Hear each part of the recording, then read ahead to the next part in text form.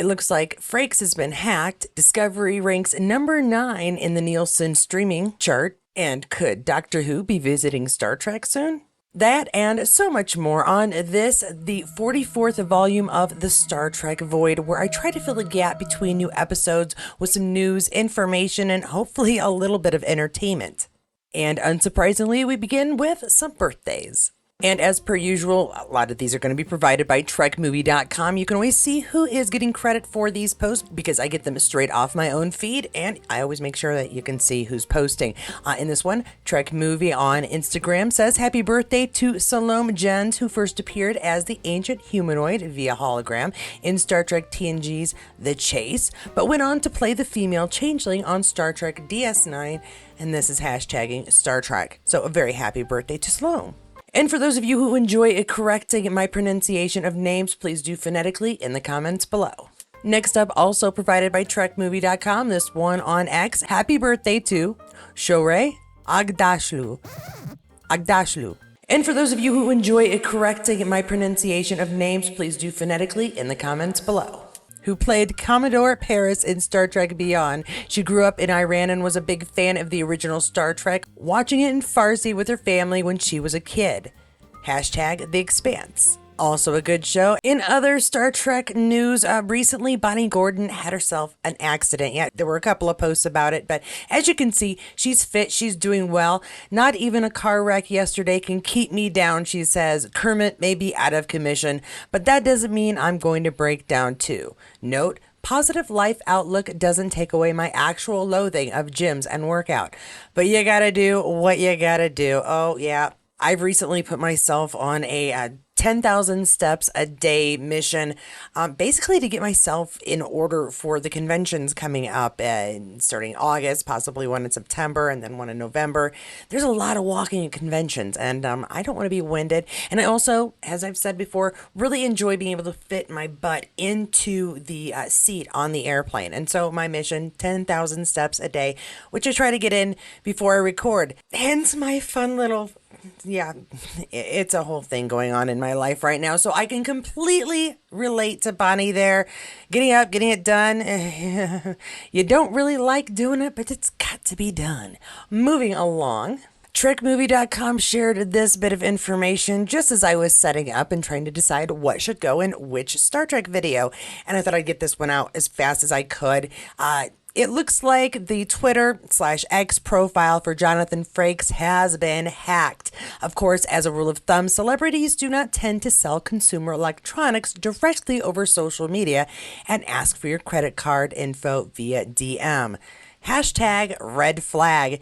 So yeah, if you're suddenly becoming very friendly with Jonathan Frakes, who maybe has never been able to respond to a DM you've sent him before, and yet he has this really great deal on electronics, back away, step away from the computer, and keep your credit card in your wallet, because this is not Jonathan Frakes, and he is not helping you find a really great deal on, on brand new electronics. And I only laugh because on my Outlander updates for quite a while, I had to include reminders to look out for fraudulent accounts because there were just so many, and people were being taken by people they thought were the stars of Outlander. And yeah, it happens on Star Trek too. There's frauds, there's hackers. Please, please keep your money in your pocket until you know it's wait, go to a convention. And if you can't go to a convention, go, get a cameo or something. Just make sure you're being careful. And here I've got an article on Collider because Doctor Who is right now playing. I'm having a great time as a sci-fi. I hope you're enjoying it too. But as a sci-fi fan, I love Doctor Who. I love Discovery. I've been watching both. And Doctor Who just started up like a week ago. And bam, we had brand new episodes, and one of them talks about Star Trek, and it's absolutely hilarious because Davies had some things to say about it. And this article here says, "Beam me up, Doctor." Russell T Davies breaks down that Star Trek Easter egg in the Doctor Who premiere. Now, if you did not see Doctor Who, I don't want to spoil things for you. Be warned, this is a Doctor Who spoiler that's coming up. I do have a very, very, very short clip, so I don't get dinged, I hope. But be careful, skip this. Go to the timestamp right over here. Yeah, go to that and you can skip this whole part, okay? Cool. of us, if you do watch Doctor Who and already saw this, or won't ever watch Doctor Who and just want to know what the heck I'm talking about, there is a moment where the Doctor says that he needs to, or thinks that they could go visit, the Star Trek people, basically. Just here, take this. Aha! Is that like a mat transporter like in Star Trek? We gotta visit them one day.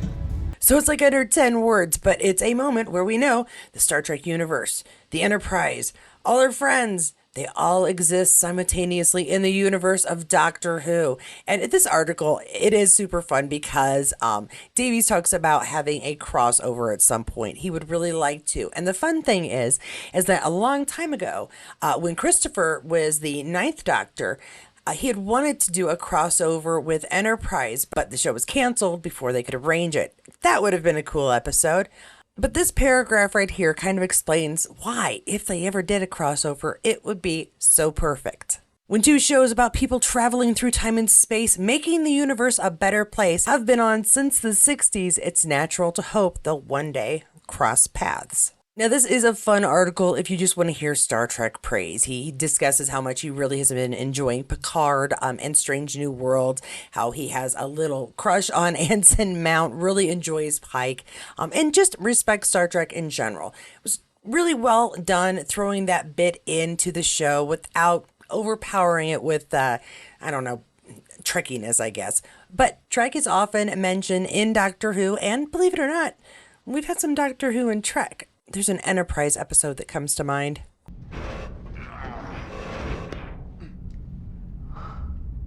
Malcolm? How can a ship be bigger on the inside than the outside? Now, let's talk about this final season of Discovery. You guys have asked me what I've thought of it so far. Again, each episode I've really enjoyed. There's only been one that I would say hasn't been the best episode so far this season.